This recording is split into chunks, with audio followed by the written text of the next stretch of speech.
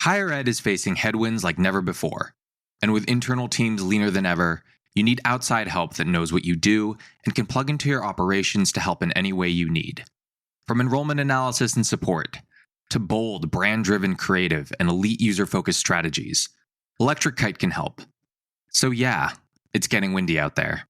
But that's okay, because kites rise against the wind. Visit electrickite.com to learn more. Hi, and welcome to Higher Voltage, a Volt podcast that explores what's working, what's not, and what needs to change in higher ed marketing, leadership, and administration. I'm your host, Kevin Tyler. Hey, everybody. Welcome back to Higher Voltage. Very, very happy for today's guest, Melissa Farmer Richards, author of the upcoming The 30, 60, 90-Day Handbook, is on Higher Voltage today. Melissa is the founder and principal of iMarketing Mix, LLC. She is an author, teacher, consultant, facilitator, and leadership coach. Dubbed the Checklist Guru, she authors the weekly leadership checklist and coaches strategic and developing leaders using her own proprietary 3 fundamentals of leadership curriculum. Melissa's 32-year career includes senior positions at software companies and global technology organizations, and later led in such roles as chief of staff and vice president for communications, marketing, and enrollment, serving liberal arts colleges and a large public institution. She has founded 2 small businesses and co-founded 2 nonprofits. Melissa Farmer Richards, I am so excited to have you join me on Higher Voltage today. Thank you, Kevin. I'm thrilled to be here. We have this book coming up, and it's not released just yet, but the format of it is a checklist. And as a fellow checklist maker, I would love to know why you love checklists so much. Fabulous. I love to know that you love checklists as well. I call myself the checklist guru, and I share a story in the foreword of my book about how I've always loved checklists. In high school, I was a chronic list maker. I even made a checklist of my homework assignments every day. And it was the act of checking off the items on the list that gave me a sense of accomplishment. And there's actual science in that. It generates a rush of dopamine in your brain. And as you probably know, dopamine is a neurotransmitter known as the reward center. And humans are actually hardwired to seek it out. Also on the geeky side, I was a rhetoric and communications major in college, so I naturally admire Aristotle's virtue of habits and his regard for having a sense of control over our actions, which we refer to as self-agency. And quite simply, checklists make me happy, and they reduce my anxiety when I have a lot to do or I need a roadmap to get me from one point to another. I hope I'm not alone here in being part of the population who will finish a task, forget that it's not on the list, add it just so I can do work. So I want to come clean on that. I guess one of the things I'm really intrigued by, and this was a conversation we were having before we hit the record button for this episode, is how the book came to be. I'd love for you to retell that story so that folks understand how it's going to come into the world. Yes. So I was speaking at the CASE Conference on Marketing and Branding in the summer of 2023 in Seattle on this topic. And the title of my presentation was a 30, 60, 90-day checklist for communications and marketing leaders. And it was well received, which I was really pleased about. And CASE and I talked about turning it into a book.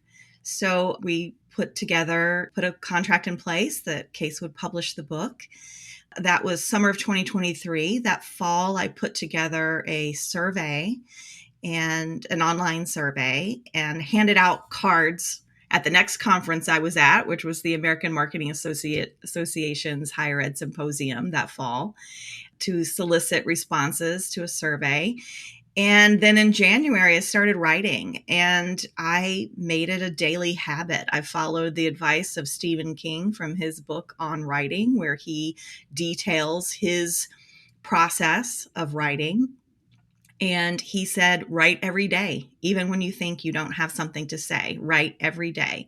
So I set a goal of writing 250 words a day. I'm a morning person, so I would wake up, grab my coffee, get to the computer. Some days I would sit there for 10 minutes staring aimlessly at the screen. Other days it would flow like running water. I had so much of it in my brain, and it was a matter of getting the structure in place. And I tackled the introduction, the foreword, and the introduction first because I was very emotionally tied to that story of why this book was important. And then I dug in, started dumping checklists that were already in my brain into the outline, and conducted some interviews with experts for the intro chapters of each section. And slowly, on a daily basis, I got the book written. I sought some advice from experts in certain areas, such as finance. After I drafted those chapters and asked for their input to review it to make sure that it was spot on. And I wrote the book in 7 months. And then, 7 months. That is crazy. Well, congratulations first are in order. I'm really excited for the world to meet your baby, Thank this book. you. I am particularly intrigued by the organization of the book. I appreciate that it is segmented in terms of time, right? 30, 60, and 90 days of a new leadership position. And I would love for you to share some just examples that might illustrate each of those steps in a person's when they enter a campus in this leadership role. So the first section is the first day, day 1 to day 30, and that is about building trust. Can you share some things to avoid when trying to build trust early on in a leadership role on a campus? So if we flip that to the positive about building trust, you have to follow through on things you've committed to do. Not following through does not build trust. In fact, it seeds mistrust. Look, executives are busy. I know. I was one for many, many years. And the higher up you are, the more people you have who depend on you. I can't tell you how many times I've had a peer executive commit to do something, send something, say something. And then when I follow up, they've completely forgotten about it. And they didn't just simply forget to do the thing. They completely forgot the conversation and the commitment. So that's a situation that is really hard. It's hard to build trust when that happens. Being consistent is number one in my checklist for building trust. Doing it over and over and over again, showing up. Also showing compassion, exhibiting competence, and communicating well. But following through on commitments is essential. It's top of the list. I couldn't agree with you more. And I think one of the other kind of nuances in building trust on a new campus is not applying what we might know from other campuses or other industries onto the campus that you're on. There are a lot of nuances and details and intricacies that exist between campuses, and all the things that we might know from, CPG or wherever a new marketing leader is coming in from into higher education. Similarly, people who are coming from either a large public or a small liberal arts, whatever it is, the same rules will not apply to the new campus that you're on. And I think building trust is also understanding that there is a listening component to getting to a new campus as a leader and absorbing the truths that you will need to know about in order to do your job effectively. Otherwise, there is no trust to be made. Indeed. So the next section of the book is the 30-day to 60-day, and that is about earning credibility. Can you share some examples of how you did that in past roles most efficiently as a new marketing leader on campus? Yes. And just as you touched on, listening is really critical in related to credibility. But here's the thing about credibility. It isn't finite. Leaders bring a certain level of credibility to the job with their background and skills, right? In the interview process, you're meeting people, you're greeting people, you're sharing your knowledge, they're asking you tough questions. You have a CV that's pages and pages and pages long, right? But earning credibility doesn't stop there. That's where it starts. Credibility is based on actions and evidence. So once you get to campus, your colleagues and the people who are working for you are looking for those actions and evidence before they bank more trust in you and continue to perceive you as credible. There's also that connection between trust and credibility. And I've always found listening to be my best tool in earning credibility. I had the best success when I was intentional about building relationships, engaging with others, showing respect. And even when I was brought in as a vice president to enact change, I needed to respect the past in order to understand the present and redesign the future. I love that. I think that's so appropriate here. And I think one of the other things about credibility is that it opens so many doors to partnerships across campus to link up and do work together to help amplify message, to amplify strategy. That is so important for there to be partnerships across campus, because marketing is not just the marketer's job, as you know, right? It's everyone's job to deliver what we are promising. And so with that credibility comes the opportunity to do more of that in spaces that might not have ever expected or anticipated there to be a marketing play in what they do in their corner of campus. Yes. And then I guess the last section is the 60 to 90 day section of a new leader's role. And that's about demonstrating commitment. And I think this is a really important point because it can get wonky real quick when you talk about demonstrating commitment, especially in a job that is as busy and demanding as a leadership marketer.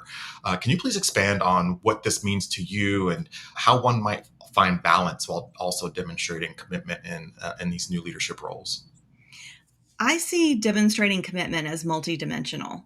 It's more than just staying late, showing up at campus events that are optional, or even just simply staying in the job. Demonstrating commitment means showing that you're in it to win it, as I like to say. You're there for something bigger than yourself. It's not about your ego. Colleges and universities are mission-driven institutions, and the people who work there love the mission. We know that. We see it. They work hard, and they work so hard for that mission that they need you as the leader to fill their cups back up when they're running low. So demonstrating commitment also is about helping your team members connect purpose to their work. It's about empowering them, and it's about showing appreciation for their work. I couldn't agree with this. I need this book essentially, but I couldn't agree with this more because I think that we do have. It's easy to define commitment in ways that are just about like time in the seat, time in your day, how much you're giving. But I think it's also about standing up for what you know is right for the institution. It's about saying no when no is warranted. It's about saying yes when yes is warranted, and making sure that we are not only serving ourselves, but also serving the institution and its audiences and stakeholders. And that can be really, really hard to do, especially in the climates that we have to operate in so often, which also change so often. And so I think that commitment is such an important component to any leadership role, of course, but especially in higher education. Yeah, and I have a phrase for that, Kevin. I call it stand on the desk leadership.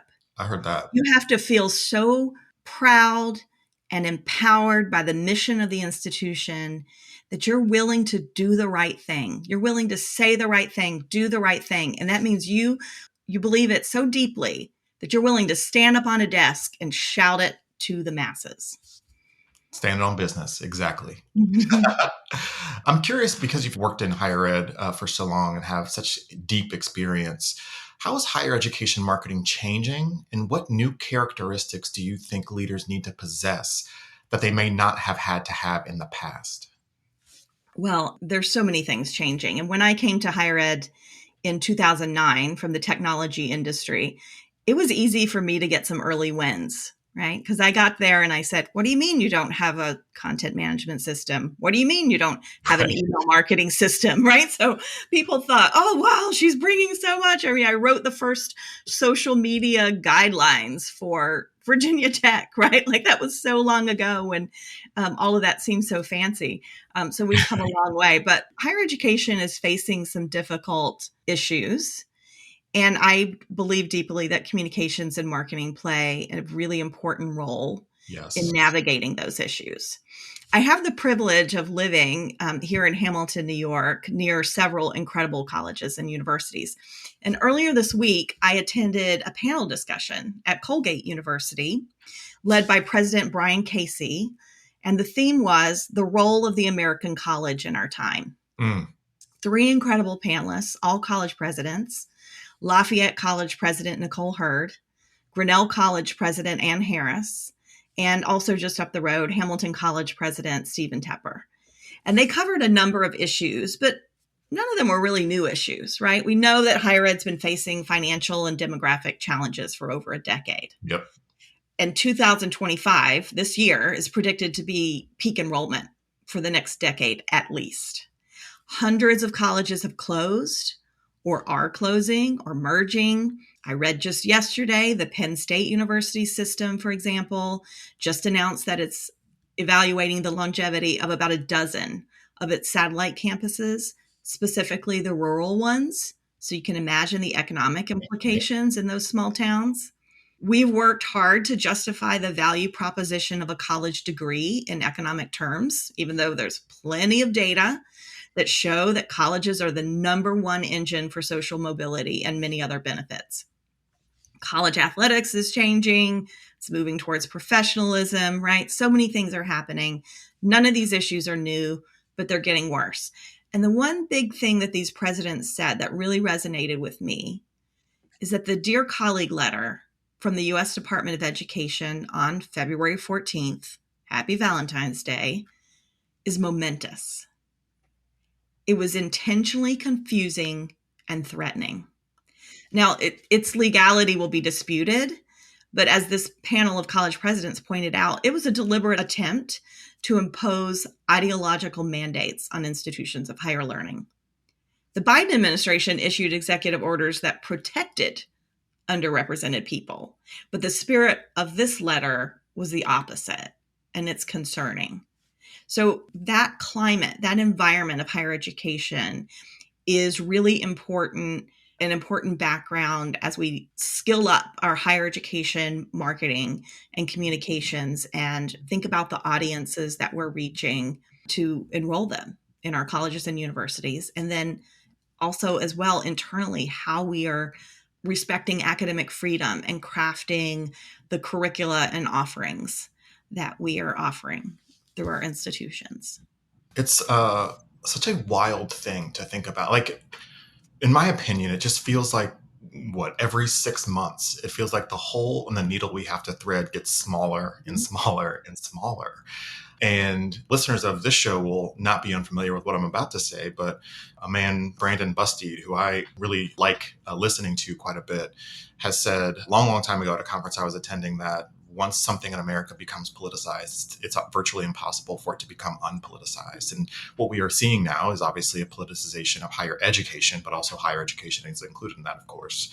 And I'm just so curious about what things look like in the future for higher education. Of course, we'll get to that question because everyone gets asked what the future of higher education might look like. But when you think about Penn State assessing the viability of its rural campuses, that feels problematic to me. It feels problematic that we are taking away the supports that exist for folks who want an education, but who might not be able to afford it, or they might not have the programs. Whatever it is that gets in the way, there are structures set up to take those obstacles out of the way.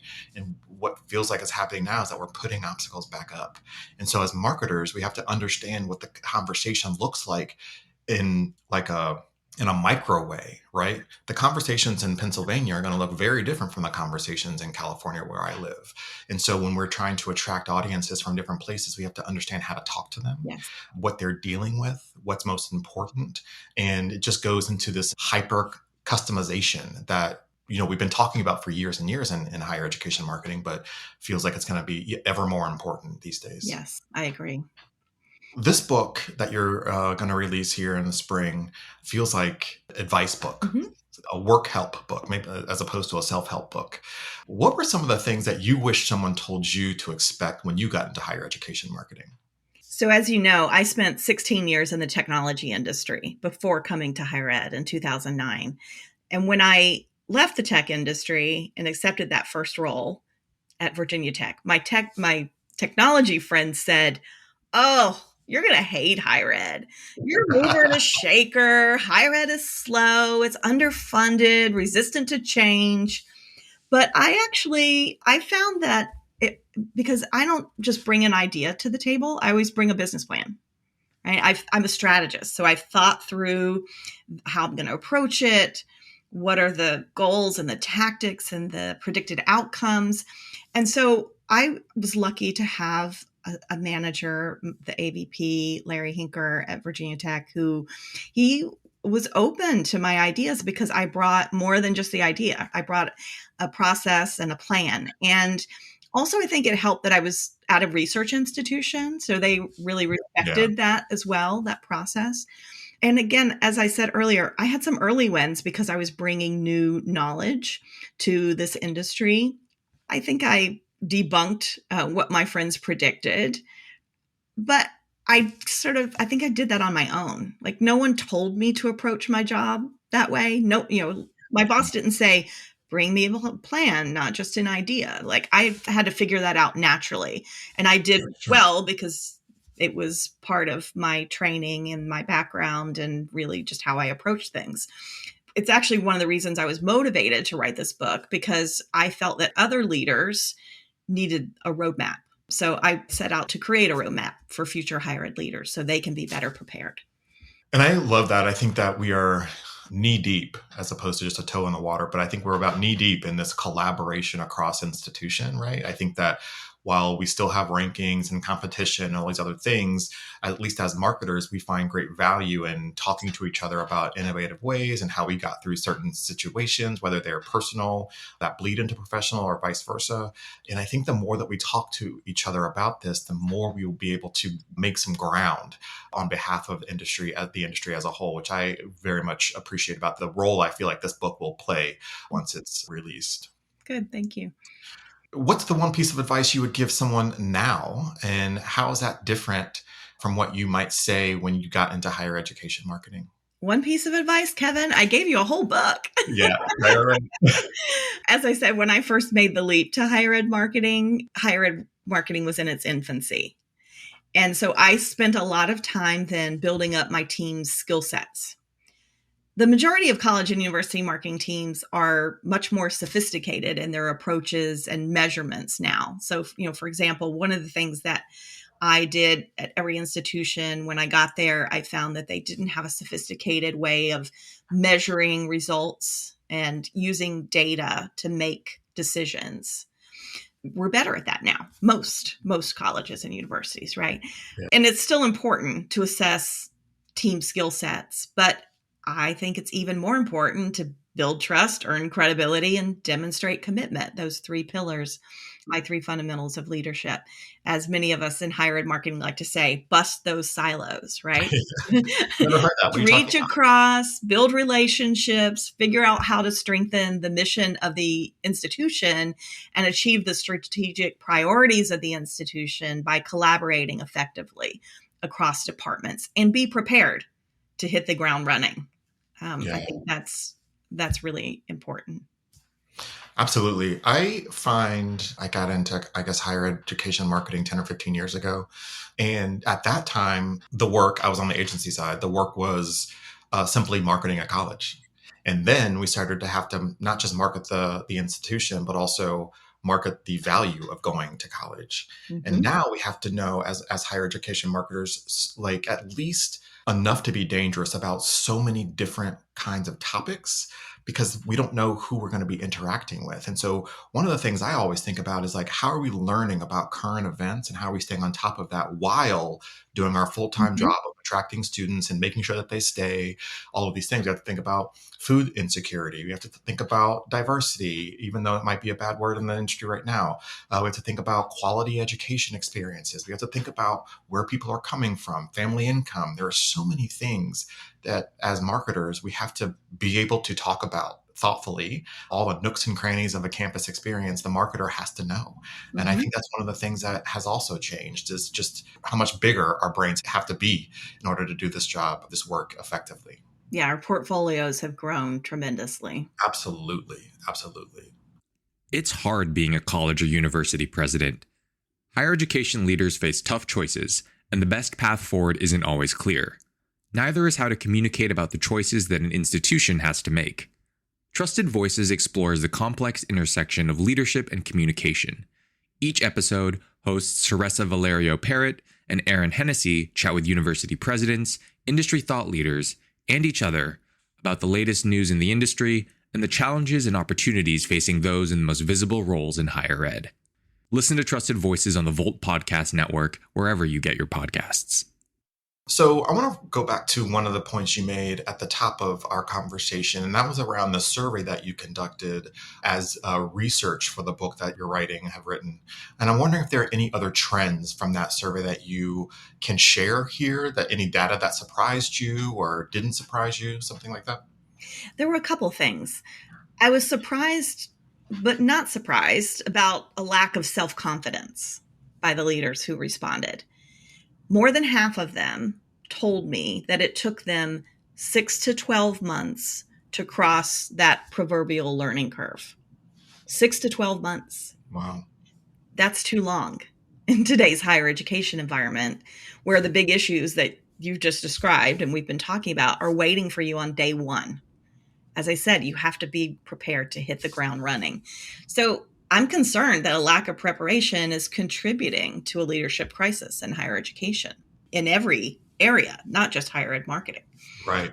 I believe that one area for improvement is better onboarding of leaders. So another example, almost half, more than 47% of the survey respondents reported that they had to request their departmental budgets in the first 60 days because they were not automatically provided to them. What? 20% said that it took longer than the first 2 months to get their budgets, right? That's data that should be given to you in the interview process. Right. So that you show up on day one already in a mindset of how to organize your budget, find efficiencies, make the most of what you have, because it's not going to be much in most cases, right? Fair. They had to ask for it. And for 20% of them said it took longer than the first 2 months for them to have their budgets in hand. And I also asked whether the communications and marketing department had a multi-year strategic plan, and fewer than half of the respondents said yes, right? So if I flip that around, right, fewer than 50% have multi-year strategic plans. That's wild. So I think these examples illustrate a lack of preparedness by our current institutional leaders, right, to onboard new leaders. And we have to do a better job. It sounds like, to me at least, that there are lots of different types of 30, 60, 90 handbooks. You could probably write one for presidents, one for Yes. other parts of the industry, because I think that as marketers, what we show up expecting might not be on the radar of what the person that we are working for might expect. And so if we have some sort of shared expectation, or this is what I'm about to be asking for because I have Melissa Farmer Richards' book and you have your presidential version, then we can meet on common ground. Yeah. I mean, my goal and my vision and my hope is that every president who's onboarding a new vice president for communications and marketing will gift them this book to be prepared. I think that's a viable goal. I think that's going to be helpful, because it also shows that there's an understanding of what the practice is that we do on and for campuses. Yeah. And if you don't have to have that conversation to advocate for the value of your position, then that makes it even easier. Agreed. Yeah. And this book isn't about me, right? I based it on my experience, but I really believe deeply that we have to do a better job of preparing our leaders. So I wrote it for all of you, who are new leaders, aspiring leaders, developing leaders. It's for you.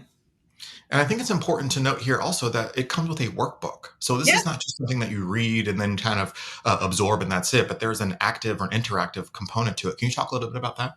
Yes. So that came as an afterthought. While I was we were in the editing process, I thought, I really want people to be able to write in this book, because when you're going through the production process, the publishing process with your publisher, and it's in design stage, you're thinking about the size of the book and the paper, right? So I'm thinking, can people write in this book? Is it big enough? So I wanted to develop a companion piece, which is now a workbook to go with the handbook. So it's a separate book that comes with the handbook that you can mark up. You can make copies, mark it up, turn the checklist into your own. And again, going back to the origin story of the 30, 60, 90 day checklist, which is, I described this in the opening of the book. I created that when I got my first vice president's role. And I created my own list. I got advice from my current manager, whether it had all the right things on it. I interviewed the president that I was going to work for to make sure it met his expectations. And then I continue to refine it and use it over and over again a couple of times. Soon I had people calling me and asking me for advice as they were moving into new vice presidential roles. I would give them my checklist and say, here, please make this your own. And so that's my goal, is that people will use the workbook with the handbook to make their own 30, 60, 90-day checklists for new roles or roles that they're aspiring, or even roles that they have, because I think the checklists are handy even for people who've been in senior leadership positions for a while. It's a great refresher. It's a list of things all in one book. Yeah, yeah. And if nothing else, what we know about higher education is that when there's a good idea or a good product, that it spreads like wildfire. And I imagine this book will be the next thing that catches like wildfire. Yeah, and more great minds contribute, and it gets better and better and better. Totally, totally, totally. So we've talked a lot about how higher education is now, touched on a little bit around what the future could look like, but before we close, we got to ask the last question, which is, what do you think higher education will look like in 5 or 10 years? I love this question, Kevin. I'm an optimist and a strategist, as I said before. So I'm optimistic that higher education will still be valuable to us as individuals, as it will also be important for society. I'm also a first generation college student, so I believe deeply in the transformational power of higher education. I embrace change when it's change for good. So I believe that there are actually some excellent opportunities for good change in higher ed. Some of them are a little scary. I also have a saying that organizational change is fundamentally about people. So we're not just talking about an institution. We're talking about institutions and organizations that are made up of hundreds and thousands of people. So there are a couple of things that I feel optimistic about that are good change opportunities. I like the idea of accelerated pathways to degree completion. Yeah. I've had conversations inside of institutions who are thinking about 3-year degrees, right? When we have more and more high school students who are graduating with their high school diploma and an associate's degree at the same time, right? 4 years is a lot for them to think about, depending on the fields that they're pursuing. And I know that there are some of the accrediting bodies are actually working with colleges and universities on the idea of a 3-year degree. I also think that some consolidation of institutions will make higher education more efficient and more sustainable. It's a sad story. It's tough. It's really, really difficult because, again, our colleges and universities are made up of people. So closing an institution is never an easy thing. But the truth is, economically, we have more colleges and universities than we do have students to fill them. So I think if there's some consolidation in smart ways that consider the people that are being impacted, we can make higher education more efficient and more sustainable. I teach courses online for Aurora University, so I see firsthand that asynchronous learning can be effective when it's done right. It creates opportunity for non-traditional students. So, for example, I have students in my class who are working parents, who are deployed soldiers. I had a student who was on base in Alaska, which was really exciting to communicate with her. It creates opportunity for people who are going back to finish a degree that they started. It also creates opportunity for people who may be changing careers and want to gain new knowledge and skills. So I think, we're going to see more asynchronous learning, more online learning, and it's going to be done better than it has been in the past. Technology, of course, also creates fantastic opportunities to improve online learning. I also think, and I read this morning, there's some interesting things happening with universities from other countries. Yes. So this morning I read that India is exploring opening campuses in the United States, which is, of course, the opposite of what we've experienced with US universities opening campuses in other countries, such as China. And some of those campuses have closed as well due to either lack of enrollment or other political issues that have gotten in the way. When we think about that consolidation of colleges and universities in the United States and what's going to happen to those campuses, maybe there's opportunity there for international universities to come in and establish a presence on those campuses. I think that's really exciting, and I can't wait to see what happens with that. Same. I'd say a couple other things, and again, here I am, the optimist and the strategist, so I have a lot to say on this topic. I love it. I love it. But I think we're going to see a resurgence in the popularity of co-ops, where students are studying and working simultaneously in a specific professional field. So I've watched the children of some of my friends who are students in engineering, for example, had not intended to pursue a co-op opportunity. It wasn't required by their college where they're studying, but they sought it out because after they got a bite of the work through an internship opportunity, they were really enjoyed that, taking what they're learning in the classroom and in the labs to putting it into practice immediately. Even one student I know who's actually done it twice. Once he studied, for a couple of years. He did a semester of a co-op, and then he went back full time on campus, and then he went back and did another co-op. So I think that colleges are going to adapt, or they need to adapt, and hopefully they will, to better serve these Gen Z students who are pragmatic and they have self-agency. They're eager to be a part of the professional world and of change making. And so some of them see 4 years of college as a long time to wait. And finally, I think, and related to that, I predict that colleges and universities will get better at preparing students for the speed of change and to embrace possibility. I love that. I cannot tell you how much I appreciate, you writing this book, because I think it's going to be very helpful for any new leader on a campus, maybe even tenured leader or veteran leaders as well. It's a new way to think about how we approach our work. And I really appreciate you taking the time to chat with me today. Melissa's new book, the 30, 60, 90-Day Handbook, Checklists for Communications and Marketing Leaders in Higher Education, is now available for pre-order from the Council for Advancement and Support of Education, that's CASE. Pre-order to get the separate workbook included. CASE members will receive 20% off. It's ideal for new leaders, rising leaders, and aspiring leaders in higher education, communications, and marketing. And listen, there is a gift here, which I appreciate. This is the first gift we've had on Higher Voltage, so thank you. I would love for you to introduce the gift so you can get the on that.